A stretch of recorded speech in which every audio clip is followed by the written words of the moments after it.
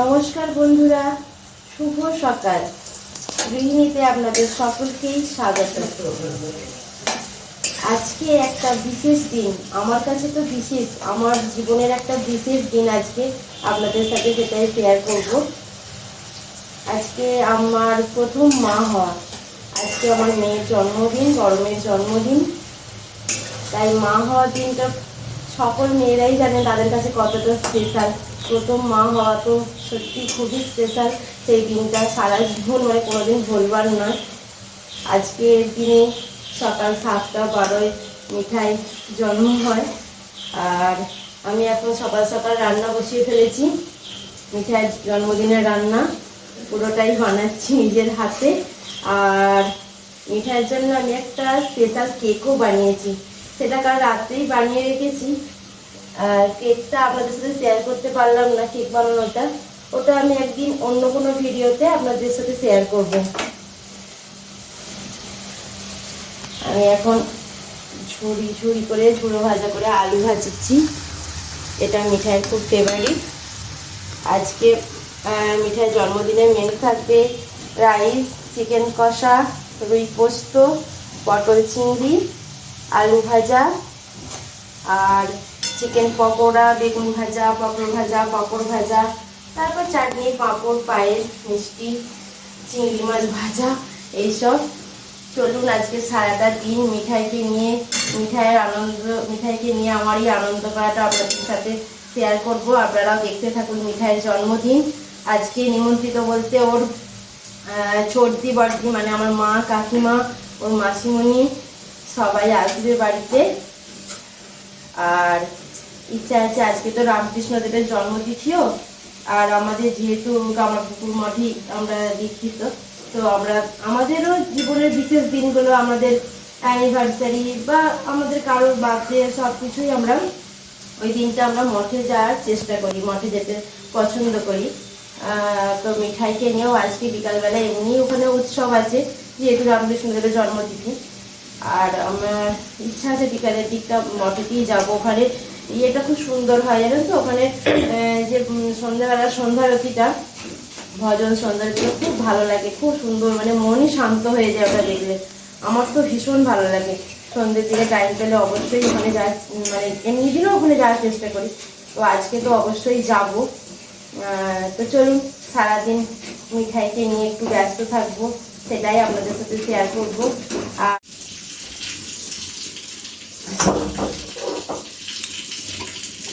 জন্মদিনের একটি বিশেষ পদ হলো পায়েস।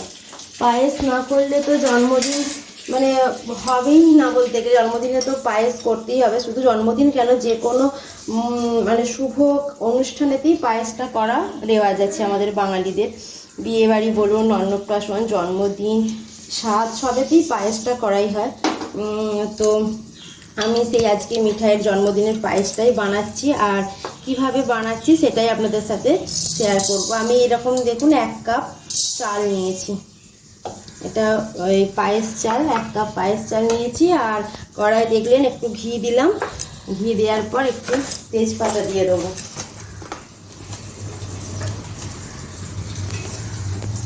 একটু তেজপাতা দিয়ে দিলাম, এর সাথে একটু ছোটো এলাচ দেবো। আগে পায়েস চালটা ধুয়ে নিই।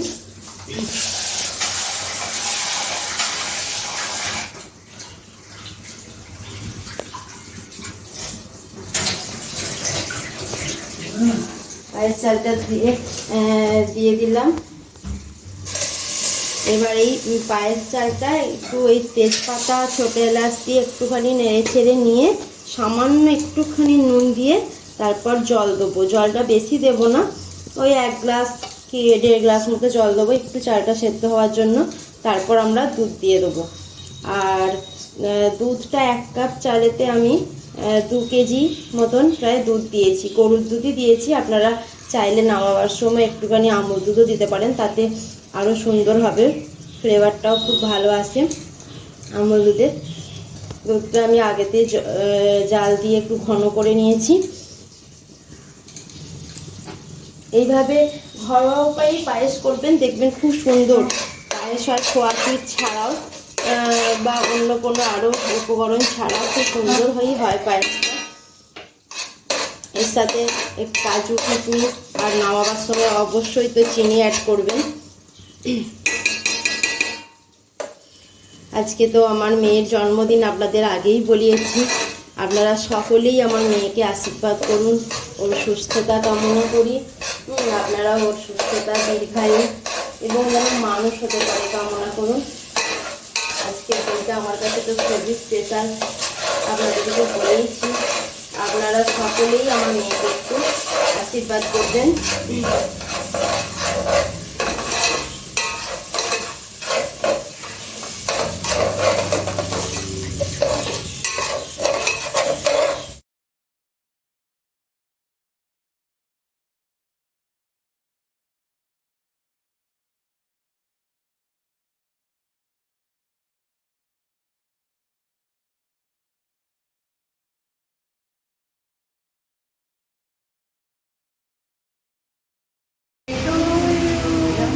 Happy birthday to Mitai. Happy birthday to Mitai. Happy birthday to Mitai.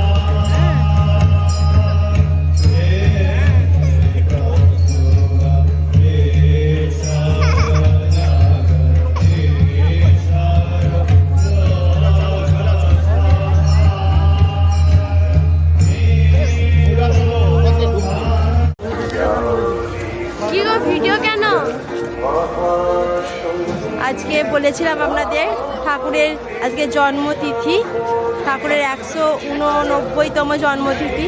বিকেলে আমরা মঠে এসেছি, আমরা মিঠাই, আমি, মিষ্টি, মিঠাইয়ের পাপা, আমার মা, আমরা সবাই মিলে এই যে মঠে এসেছি। আজকে খুব সুন্দর করে মঠটা সাজানো হয়েছে, সন্ধ্যারতি দেখলাম, খুব সুন্দর মঠটা, এত মনটা ভালো লাগছে। এটা দেখুন যোগী শিব মন্দির, কামারপুকুর মঠের ভিতরে এই যোগী শিব মন্দিরটা লাইট দিয়ে সাজানো হয়েছে।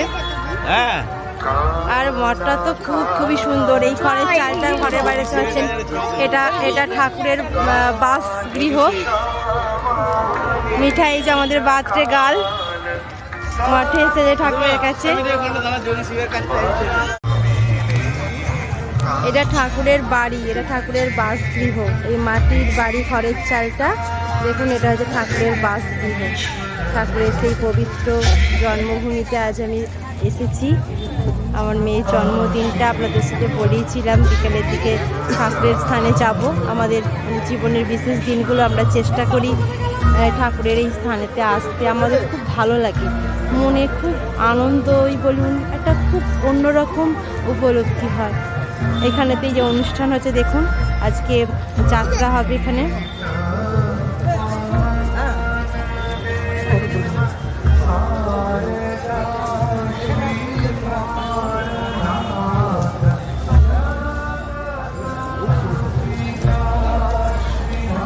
মা,